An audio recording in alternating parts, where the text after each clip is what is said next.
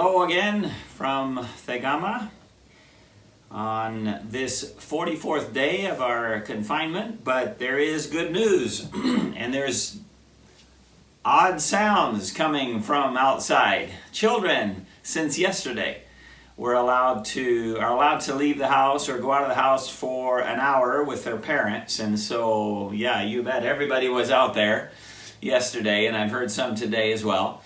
So that's a little bit of the loosening that will be happening, Lord willing, over the coming months. And I have no idea when we'll be able to have anything close to a normal service, but at least the government here is starting to relax on the confinement restrictions.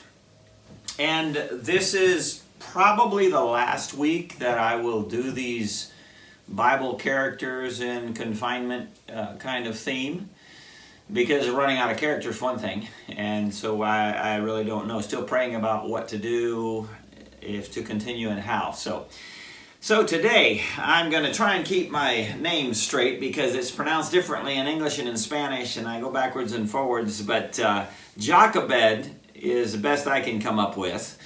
And so we're going to read a little bit about her in the book of Exodus, chapter 2. I want to read verse 3. Okay, it says, "And when she," that's Jochebed, could no longer hide him," that's the little boy, "she took for him an ark of bulrushes, and dabbed it with slime and with pitch, and put the child therein, and she laid it in the flags by the river's brink." So there among the bulrushes. And verse 10, "And the child grew, and she brought him unto Pharaoh's daughter, and he became her son. And she called his name Moses, and she said, Because I drew him out of the water."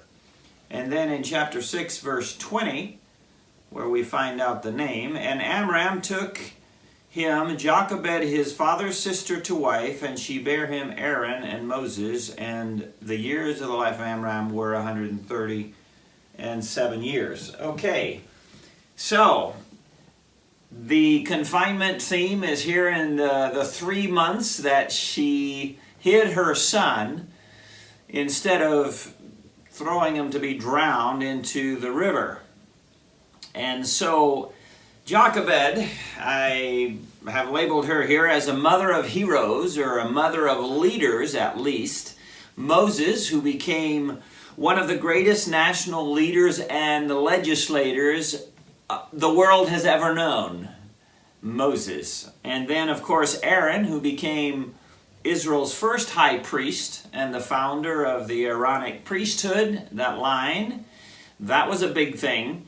And then Miriam, the gifted prophetess, poetess, I guess you say it like that, and musician, who was intimately associated with her brothers in the whole Exodus from Egypt. And so, some of the background, the odd thing about their marriage was that she, Jochebed, married her nephew, or the other way around, Amram married his aunt. And of course this was all before the law, and quite surely not a problem, but it is definitely odd, and definitely was later on prohibited. When she had Moses, Aaron was a 3-year-old boy, and Miriam was between 7 and 10. There's various theories of that. A couple of things from the Jewish side of things. The Talmud, which is a compilation of rabbi writings, say that Jochebed was also Shiphrah, one of the midwives that received the orders from Pharaoh. That's from Jewish tradition.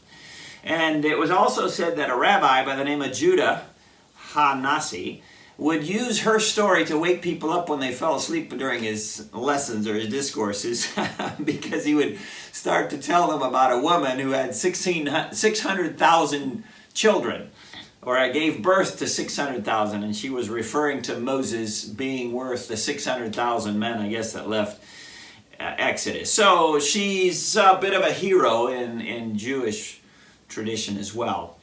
Okay, some observations. Interestingly, Moses was not Moses during this first part of the story.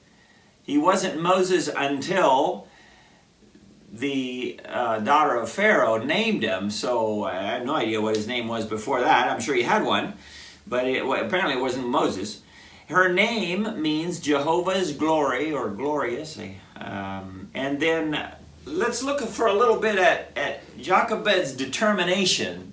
The Bible is highlighting her in a special way, and so we should take notice of it. First of all, every mother thinks her child is beautiful and wonderful, but this was different. The Bible makes a point of it. She believed God had something special for her son, had a special plan for him, and so she acted on it. And that's important. True faith is not paralyzed by crisis. Now, we're in a crisis. We're in a special here, a lockdown, and it hits each of us in different ways. But it's exciting to me to see, even in our congregation, those who have risen up to move, to act, to do something, and to take on a challenge when the crisis has come. And she was in a very tight situation, but she said, I'm gonna do something about this. And so, of course, she hid them for 3 months until it was almost impossible to keep them quiet, I guess. And then she put the little boy in just the right place. And then she positioned Miriam in the right place to be able to follow up on him. And so I guess her thought was, you know what? Pharaoh said we're supposed to take the boy and drown him in the river. Well, I'm going to take him to the river. And so she built a boat, and she took him to the river. And that's all a bunch of irony there. So she did what she could, and she trusted the Lord for what she could not do. How very relevant and applicable to all of us. Imagine Jochebed's face when Miriam came back running, saying that she was going to be able to keep her boy for the first few years of life. I'm sure she thought, man, the plan is working. And honestly, God was honoring her faith. And so the Pharaoh's daughter was exactly the right person with the right influence to be able to save little Moses. Now, another thing we see, she had just a few years to train her boy. We don't know exactly how many. It's sort of there's some parallels with Samuel, with Hannah and Samuel. She had just a few years to do it, but she did it well. How very important are those first years in the life of a child, boy or girl, training them in such critical areas of discipline as understanding no, self-denial, gratitude, respect to authorities. Those things are instilled in those first years, and she did a very good job, because she was going to hand over her boy to a pagan lady who was going to give him a pagan education, and that's what happened. So what about our children? What about your children? If you're a mom, and boys and girls likewise, you don't know how long you have them. What would you do if you knew you only had 3 or 4, maybe 5 at the most 5 years? How would you train them? How would you invest in their lives? Well, we don't know how long, so we ought to do it well, to the best of our ability, for sure. She is mentioned or alluded to, definitely, in Hebrews 11, in the chapter on faith, in verse 23 and 24.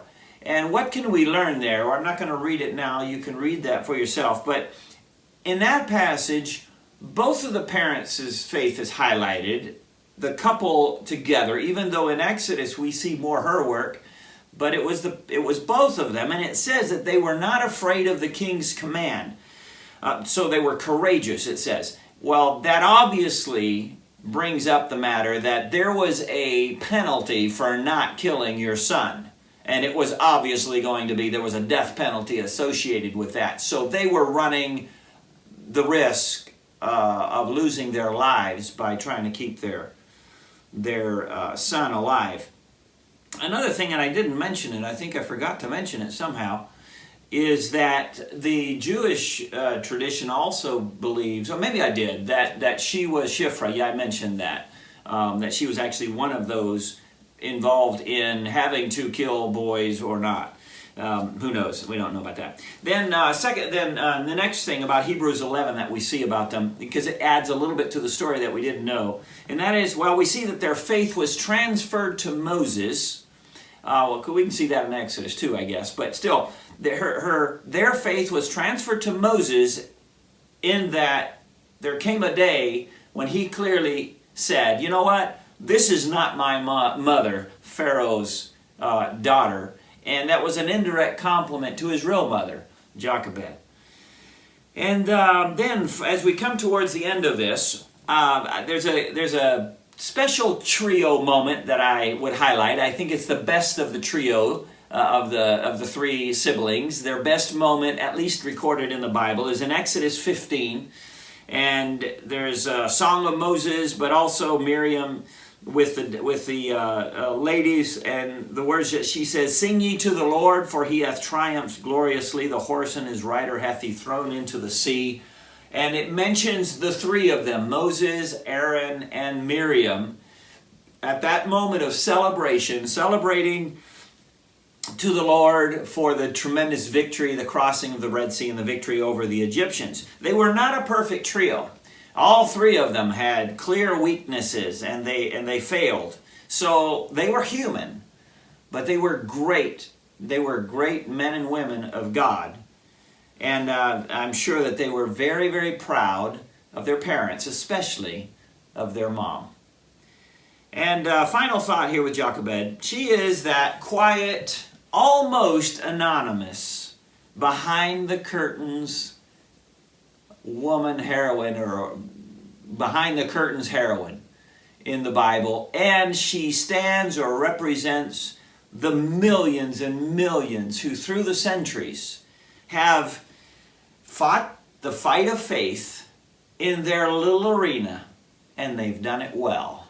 And what an example she gives us, especially mothers, but all of us, as we, in our small circle of influence, seek to honor God, to live by faith. May we be inspired by her example. May God help us to do the same. God bless you. Have a great day.